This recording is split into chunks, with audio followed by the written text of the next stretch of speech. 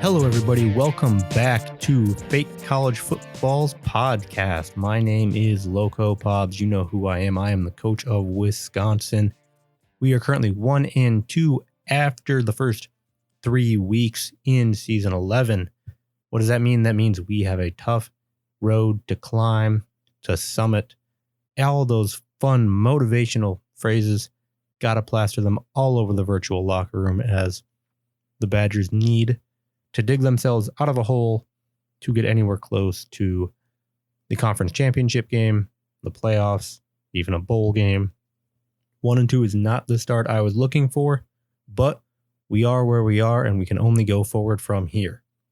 So, what are we going to talk about today? Well, first of all, welcome back to the podcast. We didn't talk at all during season 10. Why? Well, there's a variety of reasons. One, I stepped into more of a leadership role, both within the Big Ten and within the front office. As we made the transition to the Discord bot, I took on more responsibility to make it a little bit easier for us to launch games. As you probably noticed as we worked our way through Discord bot games, we were able to get them all up and running both last year and this year.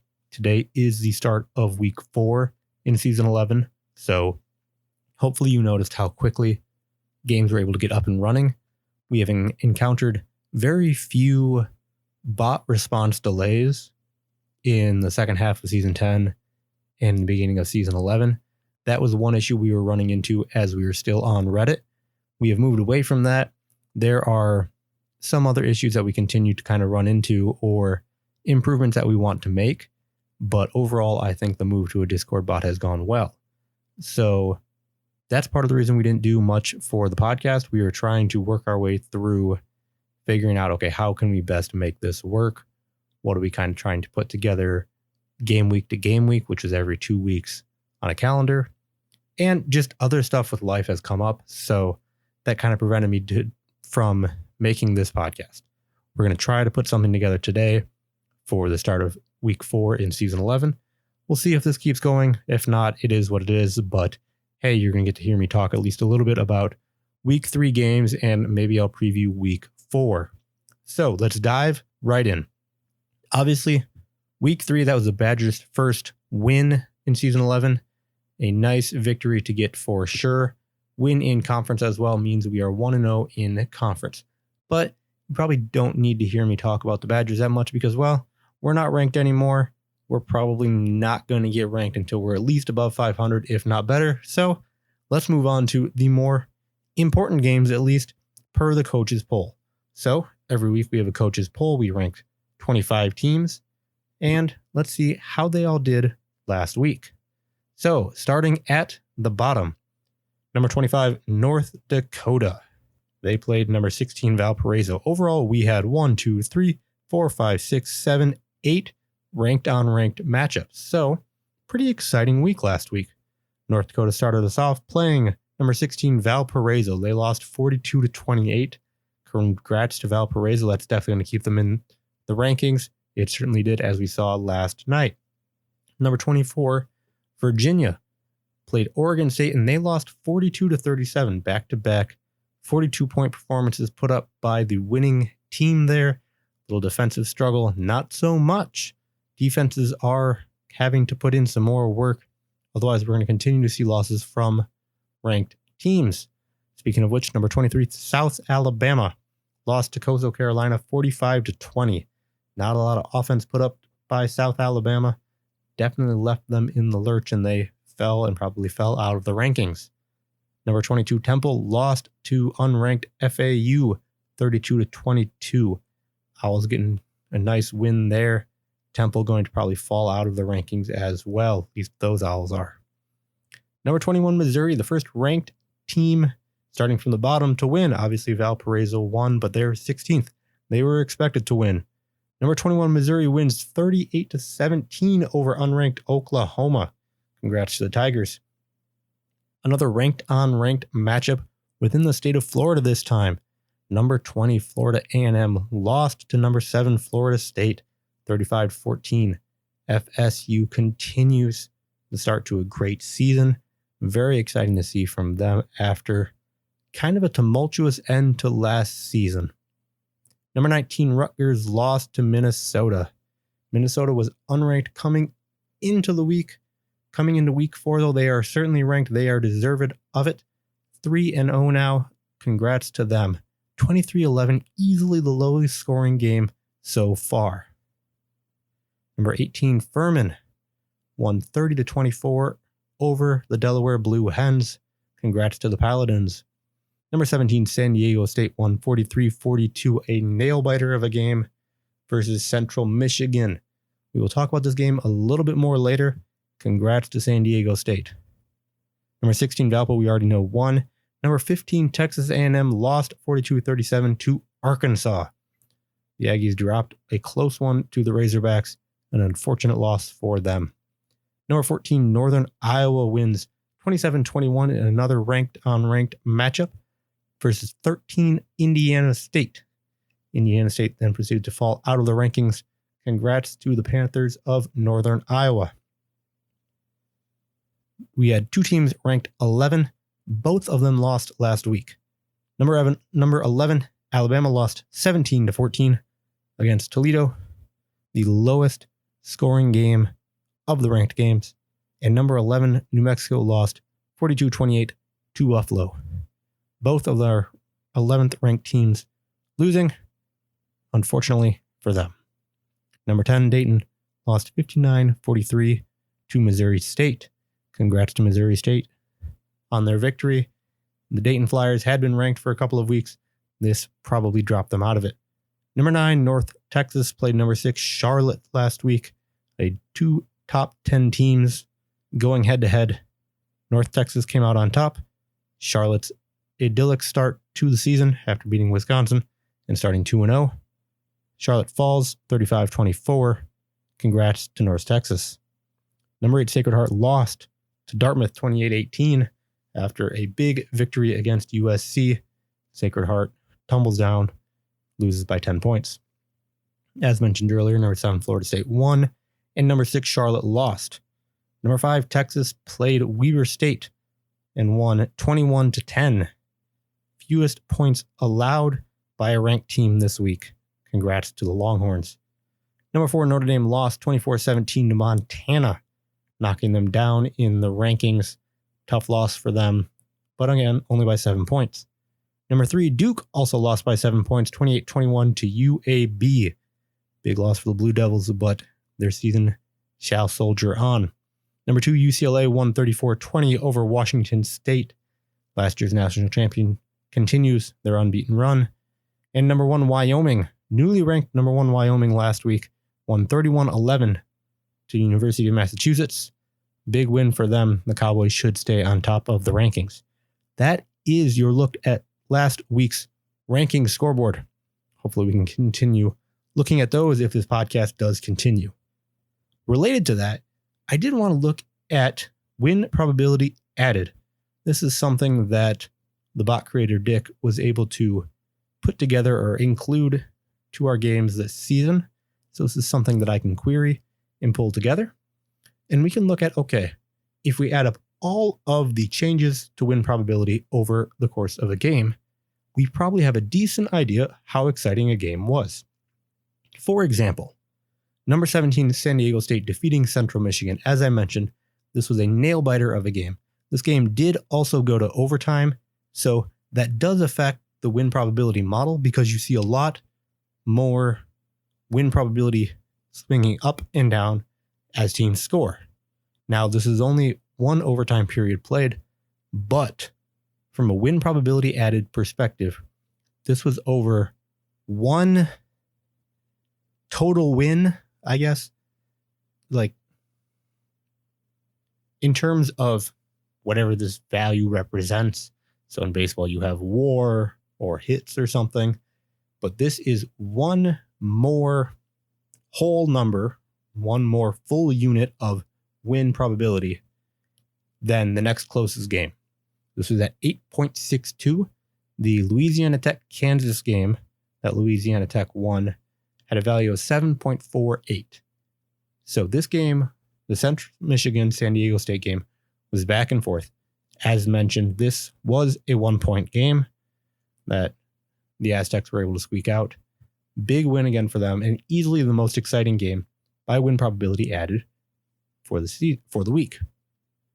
Other games rounding out the top 5 for most exciting win probability added are also the only other games that had at least 7 as a total value. East Texas A&M over UTSA, number 18 Furman over Delaware, and Arkansas upsetting number 15 Texas A&M.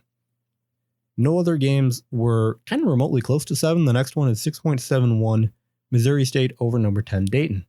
So again, these are exciting games, but jumping up over 7 really separated the game from the rest of week 3. But San Diego State Central Michigan, easily the most exciting game. Overtime will make any game more exciting, but you're going to see big swings that may not really be indicative of how those first 4 quarters were played. San Diego State over Central Michigan was exciting throughout. If you look at the win probability graph, you see big swings, big spikes. We're crossing over the midway line a lot. Lots of change of leads. Very exciting. This game lived up to the hype, and the numbers kind of bear it out. One final thing I wanted to look at is upsets. So we went through the ranked games at the start. We had 8 ranked games. And I'm counting because I've just got them laid out in a spreadsheet. And there were a few upsets. There have to be if there are ranked unranked.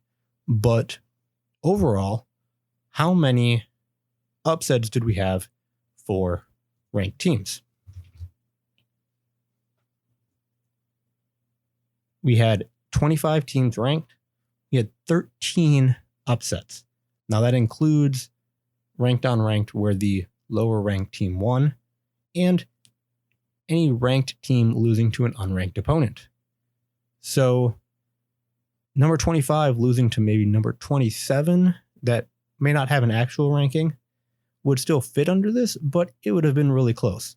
The Northern Iowa Indiana State game, easily the closest matchup of ranked unranked teams, and it ended up being a 6-point game, so the coaches poll did pretty well, I think, last week. Overall, looking at ELO, so that is something else that has been added to the Discord bot and database. We can then query, okay, based on the point spread, or really just, okay, who was predicted to win based on ELO, how many upsets did we have there? We normally have 74 games played. So we had 38 of those games be upsets in one way or another. So that's just over half. Half would have been 37. Very exciting. A good, exciting week in week 3. We saw a lot of ranked teams lose, again, 13, and another 38, or overall 38 teams lose that probably should have won. Now, were any of these losses that surprising? If we go to check, okay, hey, let's look at both the spread, which included a home field advantage, and also the neutral spread.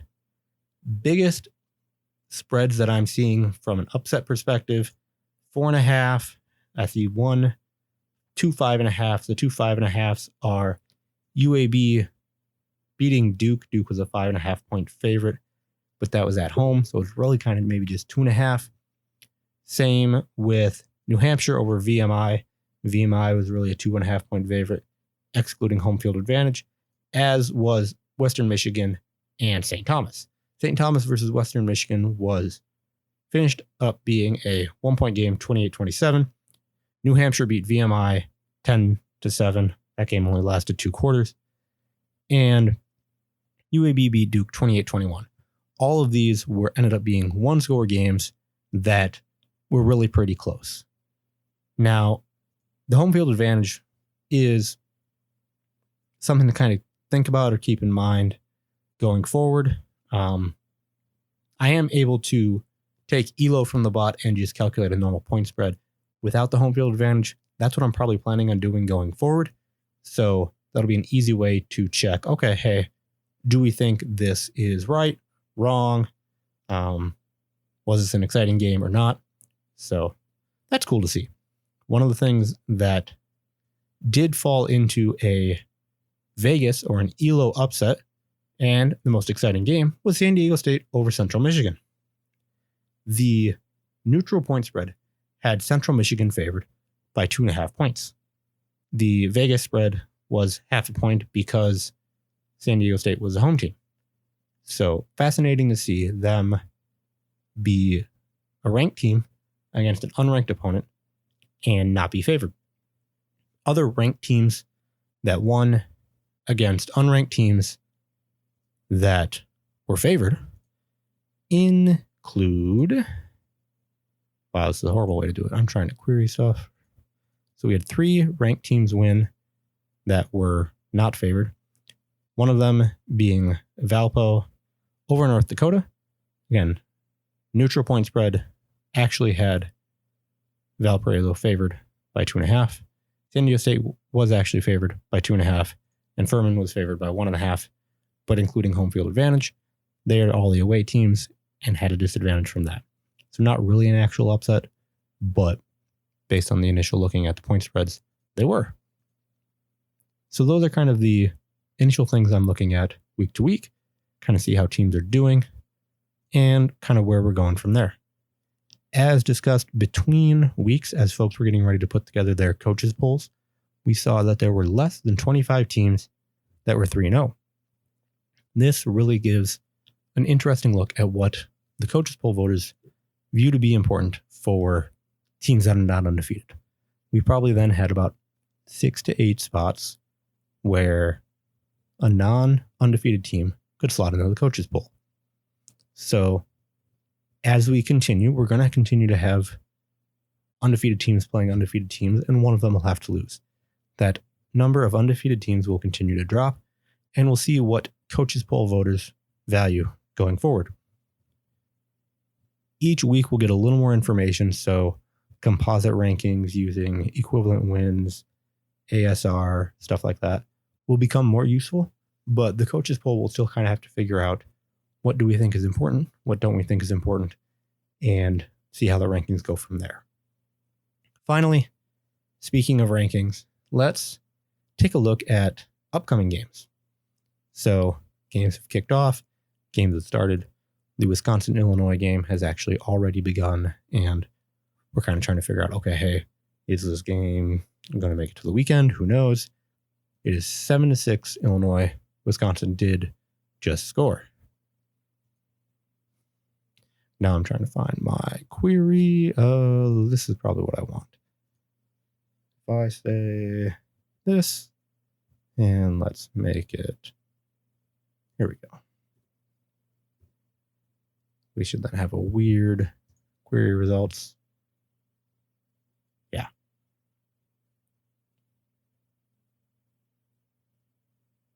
That's why. So I'm using SQL, and I'm having to do a union of 2 queries to kind of get all of the ranked teams and then kind of go from there. So obviously none of these games are final yet. It is day 1 of the games. I see 1 game, 2 games have points scored. Going to check red zone to make sure that makes sense. Yes, we have seen points scored from a variety of games now, including Northern Iowa being up 7-0 on North Texas, the battle of the northern schools. Texas is not a northern state, but they're calling themselves the North School. Northern Iowa up 7-0, number 7 team over the number 4 team. Never mind. Just breaking in now, North Texas just scored with 5 minutes, 9 seconds left in the first quarter. Northern Iowa now leads just by 1 point. But overall, we've got our 25 ranked teams. No ties this week. Very easy to use. But ranked on ranked matchups. Marshall against Wyoming. That is number 18 against number 1. As mentioned earlier, Northern Iowa against North Texas, number 4 versus number 7. Those are our only double ranking matchups. So lots of chances for unranked teams to upset their ranked opponents. If I pull up all games, I believe I have point spreads and I have ELOs. So from a combined ELO perspective, which is not necessarily the most indicative of what kind of game it'll be, but it kind of keeps the point spread close. We have California, Texas as the combined highest ELO game, followed closely by Marshall, Wyoming, and North Texas, Northern Iowa. Keep an eye on both of those. Our other ranked on ranked game, Idaho versus, or not ranked on ranked game, sorry, other game day game, Idaho State, is a very close game from a composite perspective. From an ELO perspective, these teams are not as highly ranked, but point spread is still very, very close. 1.5 favoring Idaho. We'll see what goes from there. Michigan State Northwestern is a close Big Ten game there, so we'll see what happens. Kind of exciting to keep an eye on that. Overall, we've seen the Big Ten not looking great from a performance perspective so far outside of, say, Minnesota. Thank you to Minnesota for propping up much of the conference, but we'll see how we go from there. Again, we all have to play each other in some way or another within our divisions, so we're going to beat each other up and prop each other up, so see what happens. Other games that will be kind of interesting. UCLA is a big favorite against North Carolina A&T. They've continued to kind of slip in the rankings in one way or another. They received more first place votes than Wyoming, but we're second still in this week's coaches poll. See what that means. Something to keep an eye on, whether the coaches poll continues to see them drop despite staying possibly undefeated.